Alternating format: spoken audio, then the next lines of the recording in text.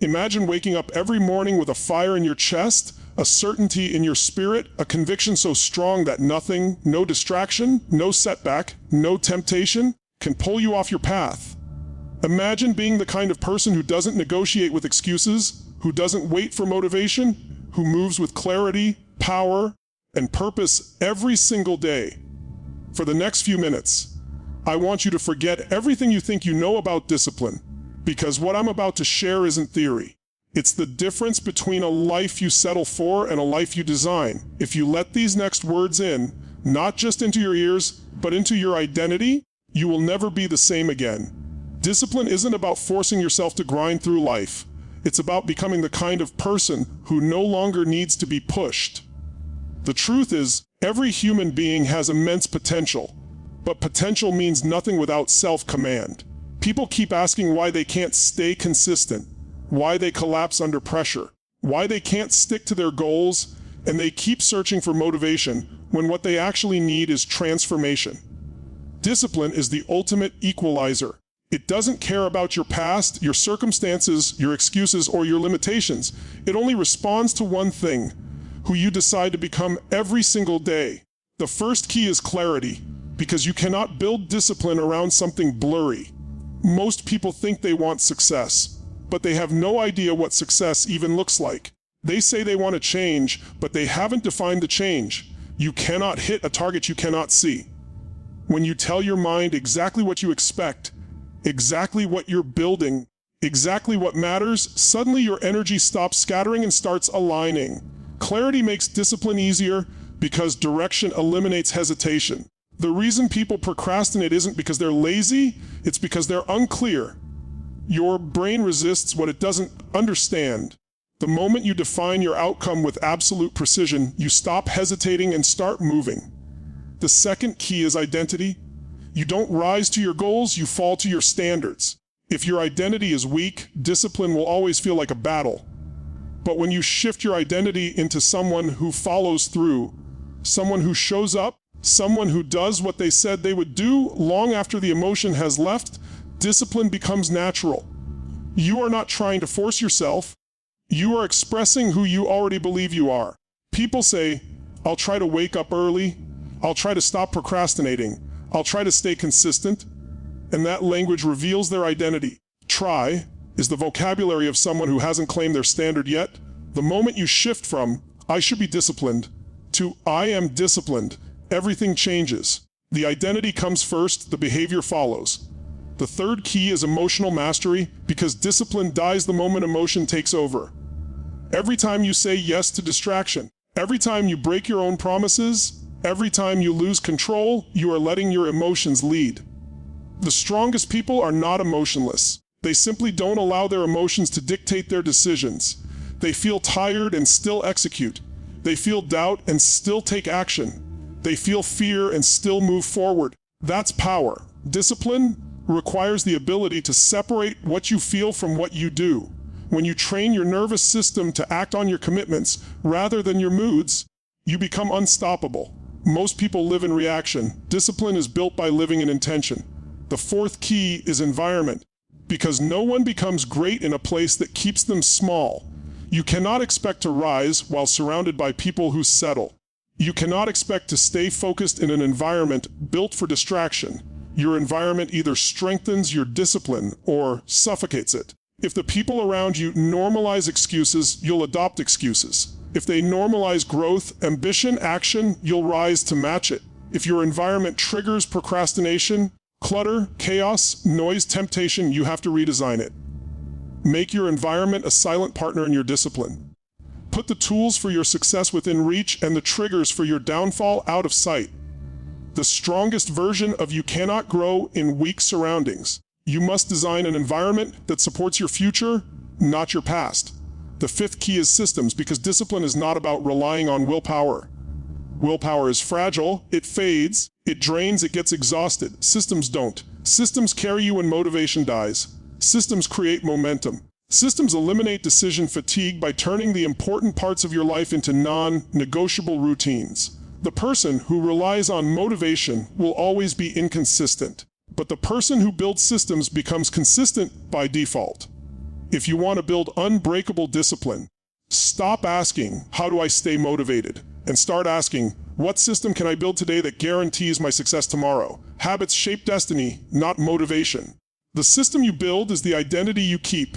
The sixth key is accountability. Human beings rise when someone is watching, not because they fear judgment, but because accountability activates integrity. Discipline grows when you know someone else is paying attention, even if that someone is your future self. Track your actions. Measure your progress. Make your commitments visible. When you hide your goals, you give yourself permission to break them.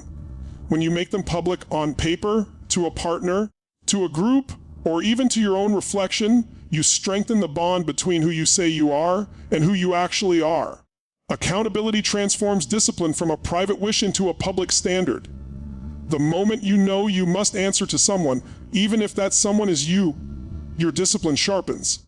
The seventh key is resilience, because discipline is meaningless without the ability to get back up. People think discipline means perfection. It doesn't.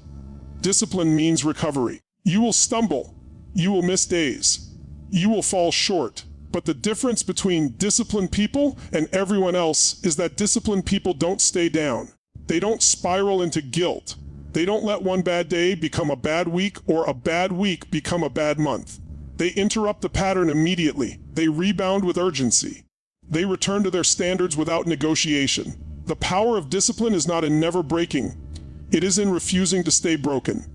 When you combine these 7 keys, you don't just become more disciplined, you become untouchable.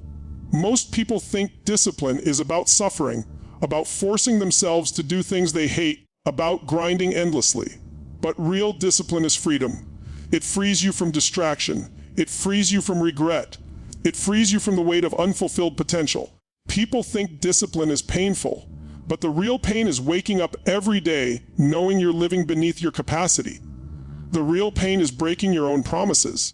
The real pain is watching your dreams fade because you didn't control your habits. Discipline is the highest form of self-love because it demands that you become someone your future self will thank you for. Every time you choose discipline over comfort, you are voting for the person you want to become.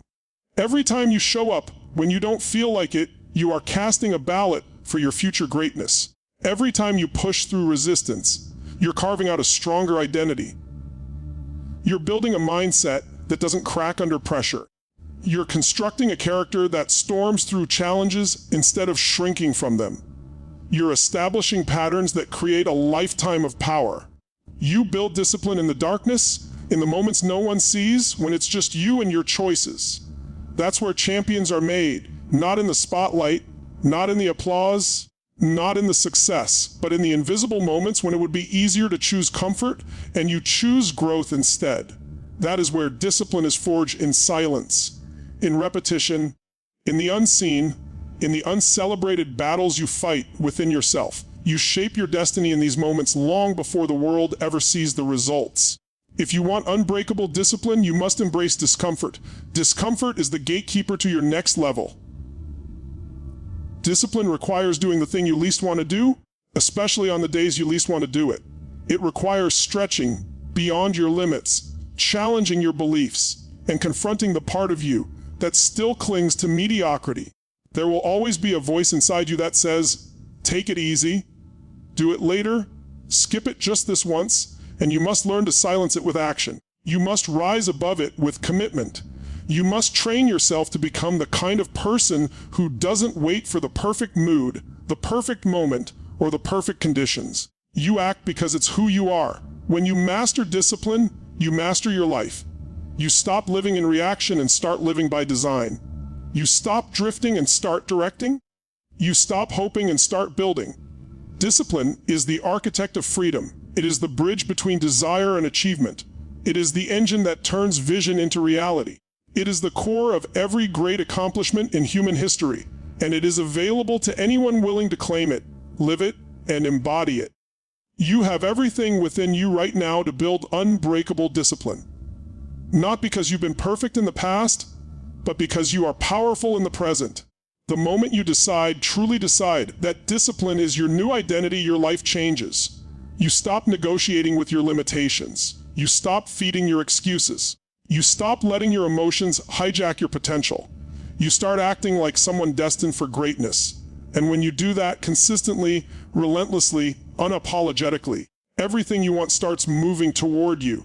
You don't need more time. You don't need a fresh start. You don't need perfect conditions. You need a decision. A decision to rise. A decision to follow through. A decision to become the most disciplined version of yourself.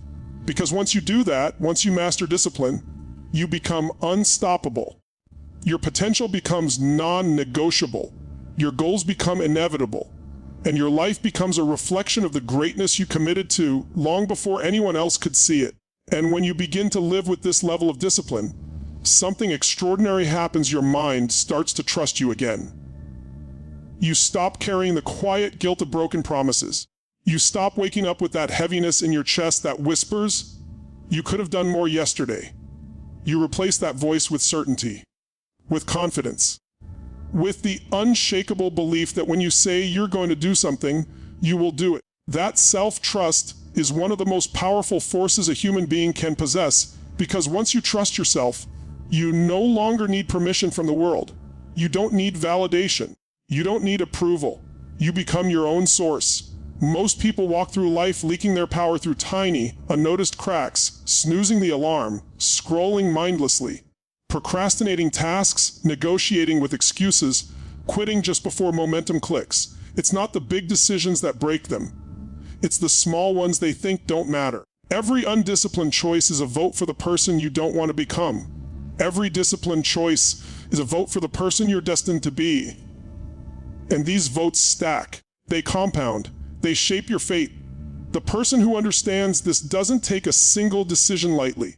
They understand that their destiny is written in the smallest moments of the day. The truth is, discipline is not built in a flash of inspiration.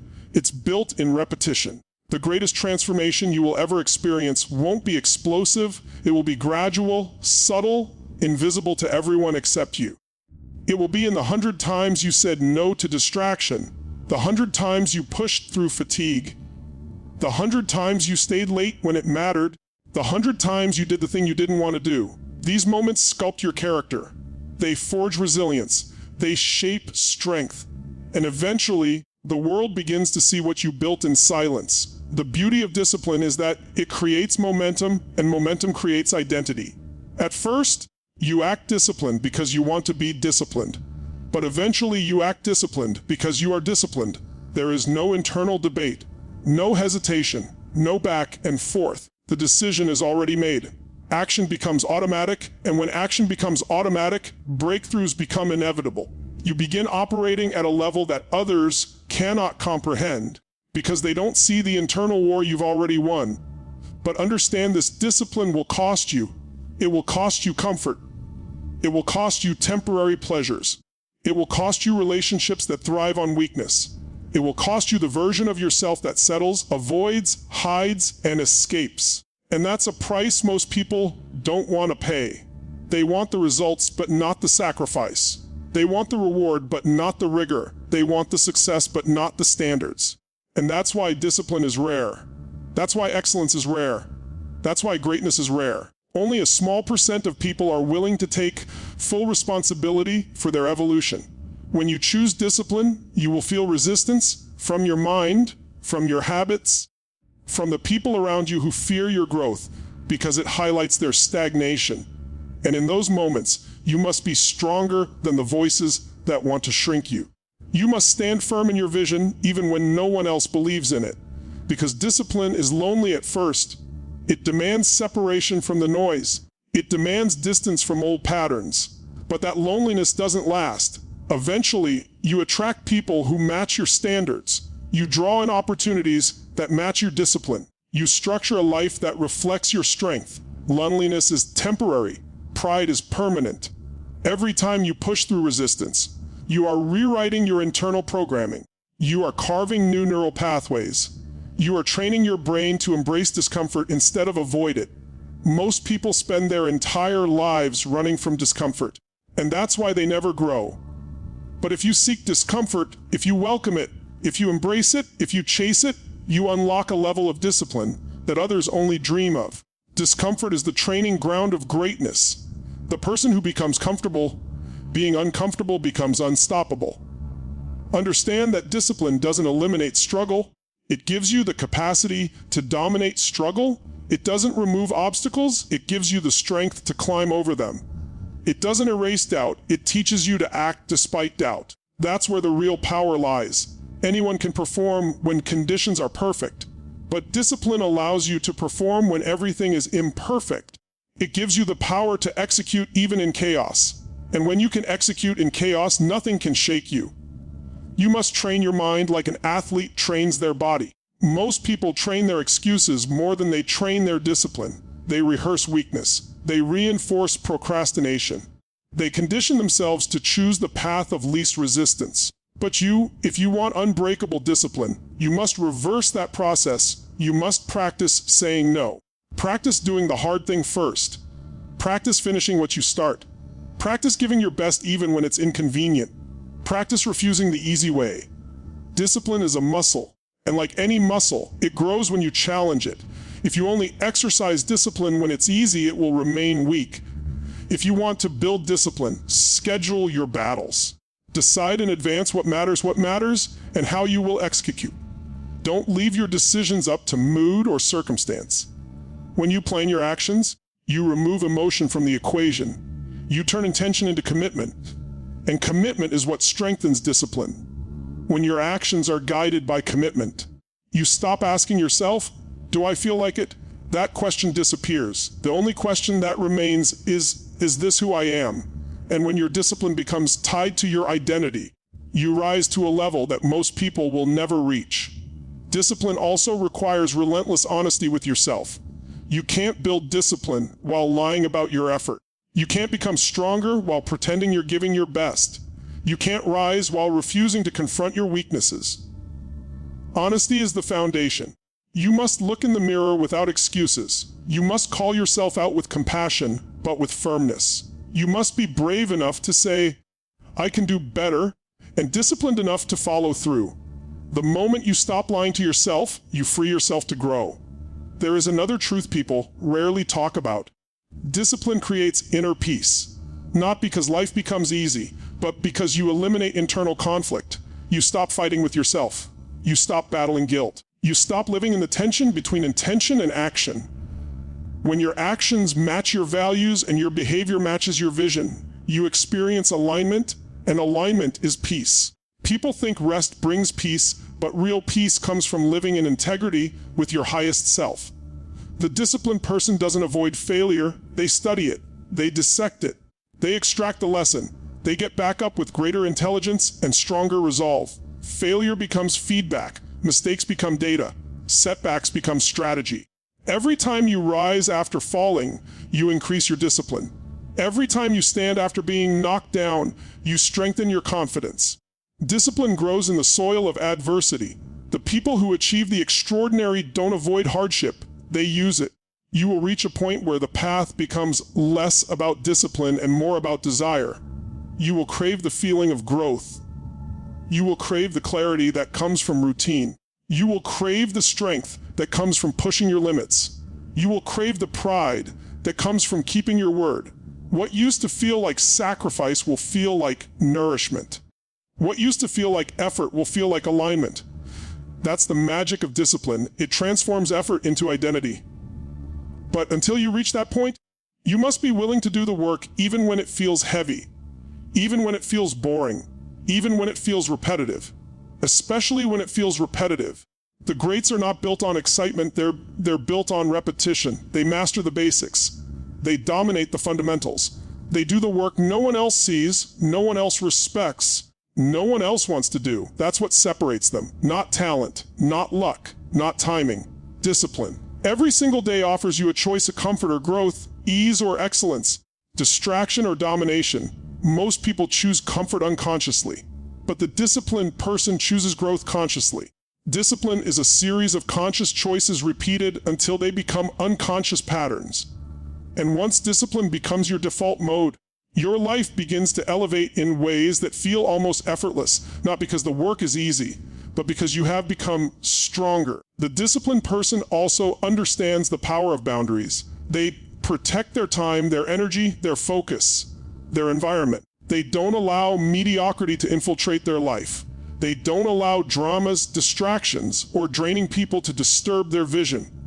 They guard their potential like a treasure. They understand that discipline is not just about what you say yes to, it's about what you refuse. Discipline is as much subtraction as it is addition. Subtract the noise. Subtract the excuses. Subtract the people who pull you off your path. Subtract the habits that weaken your power. Only then can you fully commit to the behaviors that elevate you. And perhaps the most transformative effect of discipline is this: it raises your self-worth. When you consistently show up for yourself, you begin to see yourself as someone worthy of success, someone deserving of greatness, someone capable of achievement, someone powerful. When your self-worth rises, your standards rise. And when your standards rise, your life rises. The truth is, you are far more powerful than you've been acting. You have more strength, more drive, more resilience, more brilliance, more capacity than you give yourself credit for. You don't need someone to motivate you. You don't need someone to push you. You don't need someone to save you. Everything you need is already inside you. You simply have to unleash it through disciplined action. And once you begin, once you take those first few steps, once you prove to yourself that you are capable, the momentum will carry you further than you ever imagined. You are not meant to live a life of half-fulfilled dreams and abandoned goals. You are not meant to coast through life hoping things get better someday. You are meant to rise. You are meant to build. You are meant to evolve. You are meant to lead yourself powerfully. You are meant to experience the full expression of your potential. But that version of you is only accessible through discipline. Not occasional discipline, not conditional discipline, unbreakable discipline. Discipline is not something you try. Discipline is something you embody. The moment you commit fully and completely, your life shifts. There is no magic. There is no secret. There is no shortcut. Just you, your commitment, your consistency, and your willingness to become more than you were yesterday. That is the essence of discipline. That is the essence of power. That is the path to the life you want.